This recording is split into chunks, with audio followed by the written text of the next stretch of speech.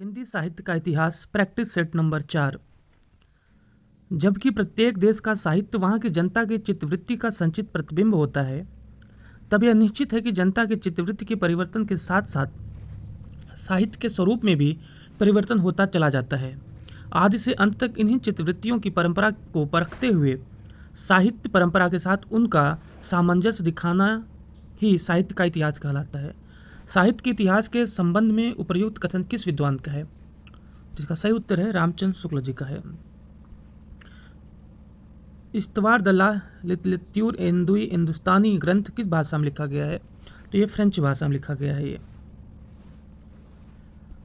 केवल अतीत ही वर्तमान को प्रभावित नहीं करता, वर्तमान भी अतीत को प्रभावित करता है। इतिहास लेखन के प्रयोजन के संदर्भ में यह उक्ति किसकी है? यह टी.एस. इलियट की उक्ति है।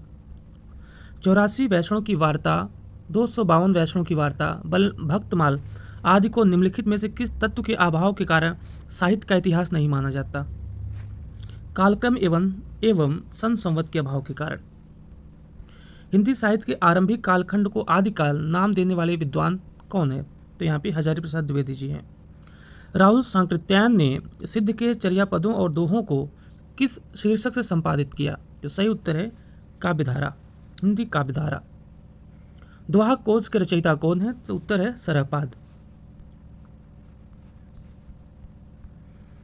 भक्ति का सर्वप्रथम उल्लेख किस ग्रंथ में हुआ है? तो ये है श्वेता श्वेत रोपनिषद में। भक्ति शब्द का विकास किस धातु से हुआ है? तो ये भज धातु से हुआ है। आचार्य रामचंद्र शुक्ल ने भक्ति आंदोलन के उदय का प्रमुख कारण किसे माना है? तो सही उत्तर है हिंदुओं की पराजित मनोवृत्ति को। ज्ञानाश्रयी शाखा को संत साहित्य या संत काव्य परंपरा नाम किस साहित्यकार ने दिया? तो सही उत्तर है रामकुमार वर्मा ने। कौन सा संत सगुण निर्गुण उपासक था? तो सही उत्तर है नामदेव थे। वल्लभाचार्य की कृति कौन सी नहीं है? तो ये राम रक्षा स्रोत नहीं है, बाकी तीनों हैं। तत्वदीप निबंध भी है और अणुभाष्य भी है और सुबोधनी टीका भी है इनकी। काल क्रमानुसार कवियों का सही क्रम क्या है? तो सबसे पहले कुंभन दास हैं, फिर सूरदास हैं, फिर कृष्णदास, अंत में नंददास। पुष्पदंत की राम कथा से संबंधित रचना है, यह है महापुराण। तुलसीकृत रामचरितमानस किस भाषा में है? ये अवधी भाषा में है। रामचरितमानस में ज्ञान दीपक प्रसंग किस कांड में है? तो ये उत्तर कांड में है। डॉक्टर नगेंद्र ने रीत काल का प्रवर्तक किसे माना है? इन्होंने केशव दास को माना है। बाबू श्याम सुंदर दास ने रीत काल के लिए क्या नाम दिया है? इन्होंने रीत युग नाम दिया है। ग्रियर्सन ने अपने इतिहास ग्रंथ के 7वें अध्याय को क्या नाम दिया? तो इन्होंने रीति काव्य नाम दिया। बिहारी सतसई की प्रसिद्धि का कारण क्या है? तो ये कारण है कल्पना की समाहार शक्ति। बिहारी किस राजा के दरबारी कवि थे? तो उत्तर है जयपुर नरेश जय सिंह के। तदी समाज के संस्थापक थे, ये भारतेंदु हरिश्चंद्र थे। कश्मीर कुसुम किसकी रचना है? ये भी भारतेंदु हरिश्चंद्र जी की है। कृष्णायन महाकाव्य की रचना किस भाषा में हुई? कृष्णायन महाकाव्य की रचना किस भाषा में हुई? तो सही उत्तर ये अवधी भाषा में हुई। समस्या पूर्ति किस युग की लोकप्रिय काव्य पद्धति थी? तो ये भारतेंदु युग की थी। कविता के लिए खड़ी बोली के पक्ष में आंदोलन की शुरुआत किसने की? तो ये अयोध्या प्रसाद खत्री जी ने किया था। एकांतवासी योगी किस कृति का अनुवाद है? तो ये हर्मिट का अनुवाद है।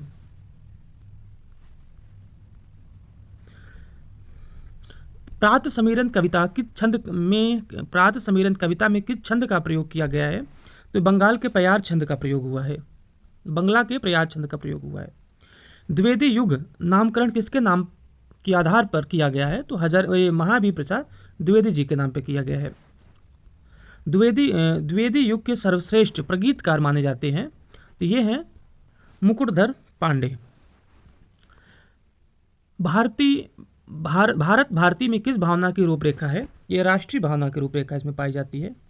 दिवस का अवसान समीप था, गगन था कुछ लोहित हो चला, पंक्ति में किस काव्य ग्रंथ की? यह पंक्ति किस काव्य ग्रंथ से है? तो यह प्री प्रवास से है, जिसका प्रकाशन 1914 में हुआ था। इसके लेखक कवि हैं हरिऔध जी। भैंसी भवानी के तब सेवा लागे करन पढ़ बगा छोटी पंक्ति के रचयिता है महावीर प्रसाद द्विवेदी। अयोध्या सिंह उपाध्याय हरिऔध द्वारा लिखित काव्य ग्रंथ कौन सा है? तो सही उत्तर है चौके चौपदे। स्वदेशी कुंडल में देशभक्तिपूर्ण कुंडलियां संकलित हैं, यह रचना किसकी है? तो ये राय देवी प्रसाद पूर्ण जी की है। निम्नलिखित में से कौन सा काव्य ग्रंथ नहीं है? तो वैदेहिक वनवास भी है, भारत भारती भी है, पथिक भी है, रसज्ञ रंजन ये नहीं है। आधुनिक काल की किस काव्यधारा में रहस्यवाद की भावना पाई जाती है? तो ये छायावाद में पाई जाती है। केवल सूक्ष्मगत सौंदर्य सत्ता का राग कहकर छायावाद का किसने विरोध किया? यहाँ महादेवी वर्मा जी ने विरोध किया। ले चल मुझे भुलावा देकर मेरे नाविक धीरे धीरे पंक्ति के आधार पर किस कवि को पलायनवादी घोषित किया गया है? यहाँ पे प्रसाद जी को कहा गया है। राम की शक्ति पूजा का मूल आधार क्या है? तो ये मूल आधार है कृतिवास रामायण है। कामायनी का प्रकाशन काल क्या है, कब प्रकाशित हुई थी? तो ये कामायनी 1935 में प्रकाशित हुई थी। अपराजिता के रचयिता कौन है? तो अपराजिता के रचयिता रामेश्वर शुक्ल अंचल हैं। राम की शक्ति पूजा में निराला की इन दो कविताओं का सार तत्व समाहित है, ये है तुलसीदास और सरोज स्मृति में। अस्ताचल रवि कविता किसकी है? तो ये अस्ताचल रवि कविता ये निराला जी की है। कौन सी रचना महाकाव्य नहीं है? साकेत भी है, पल्लव भी, कामायनी भी है, प्रियप्रवास भी है, पल्लव नहीं है। परिवर्तन नामक कविता सर्वप्रथम सुमित्रानंदन पंत के किस ग्रंथ में संकलित थी? तो ये पल्लव में संकलित थी। हारे को हरिनाम शीर्षक काव्य ग्रंथ के रचनाकार कौन है? तो ये है दिनकर हैं। झंडा ऊंचा रहे हमारा पहली बार कब गाया गया था? तो ये 1925 में गाया गया था। दिनकर की किस कृति को आधुनिक युग की गीता कहा गया है? तो ये कुरुक्षेत्र को कहा गया है।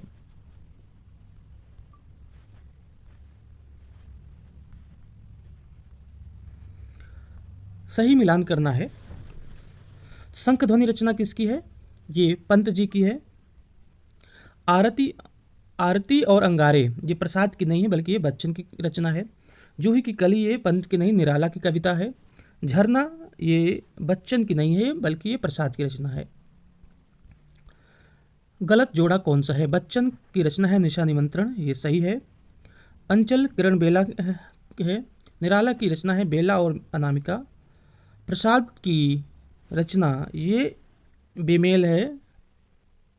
शंखध्वनि इनकी रचना नहीं है। नागार्जुन किस काव्यधारा के कवि हैं? तो ये नागार्जुन ये प्रगतिवाद काव्यधारा के कवि हैं।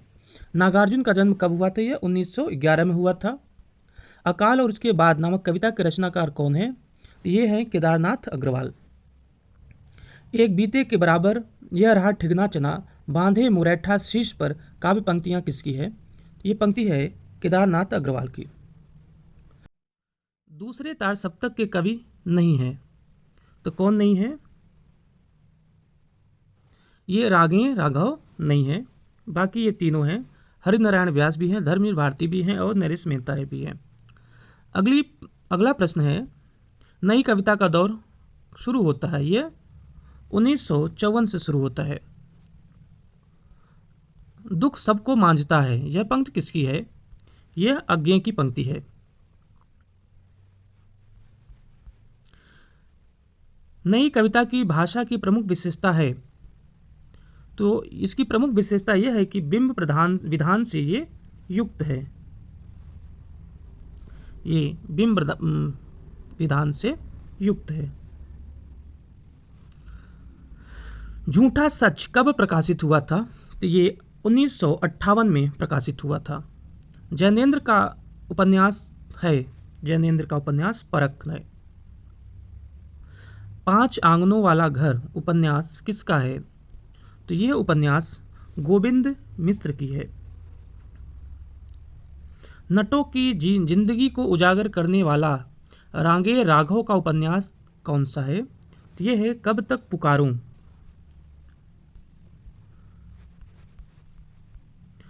सफ़ेद कौवा कहानी के लेखक कौन है? तो ये हैं मंजुल भगत हैं।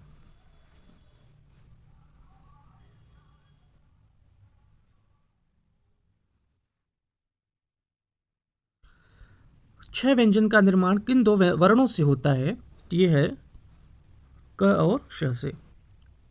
वर्ण किसे कहते हैं? तो ये अखंडित ध्वनियों को ही वर्ण कहते हैं।